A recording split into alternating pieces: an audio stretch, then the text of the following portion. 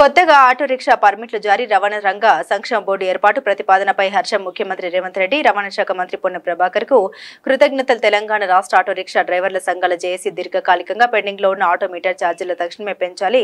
Congress party auto డ్రైవర్లకు హామీ ఇచ్చిన 12,000 ఆర్థిక సహాయం వెంటనే అందజేయాలి. బైక్ ట్యాక్సీలు వెంటనే నిషేధించాలి.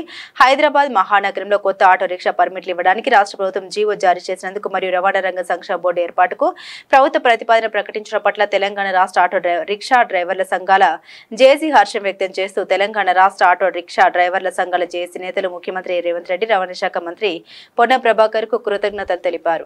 ముఖ్యంగా ఈ జేఏసీ సమావేశం ఏర్పాటు ప్రభుత్వం ఆటో డ్రైవర్ల ప్రయోజనాల కోసం గత 10 సంవత్సరాల నుంచి 2015లో అప్పుడున్న టీఆర్ఎస్ ప్రభుత్వం గతంలో 2013లో ఇచ్చిన జీవోను అనుసరించి వాళ్ళు ఇవ్వడం జరిగింది.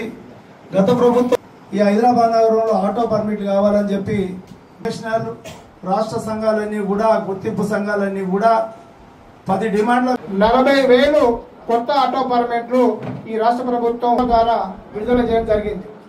మరో 25,000 అంటే ప్రభుత్వం ఏమో వాళ్ళు ఓవరాల్ గా 65,000 అని చెప్తున్నారు. మరో 25,000 ఏమో డీజిల్ ఆటోలు ఏదైతే ఇతర జిల్లాల నుంచి బజాజ్ కావచ్చు, ఇతర వాహనాలు ఏదైతే ఇతర జిల్లాలే కావచ్చు, అవి ఒక 25,000 ఉన్నట్టుగా వాళ్ళు ఒక అంచనా వేసుకొని ఆ 20 ఫ్రీ బస్ సౌకర్యాన్ని పెట్టడం జరిగింది.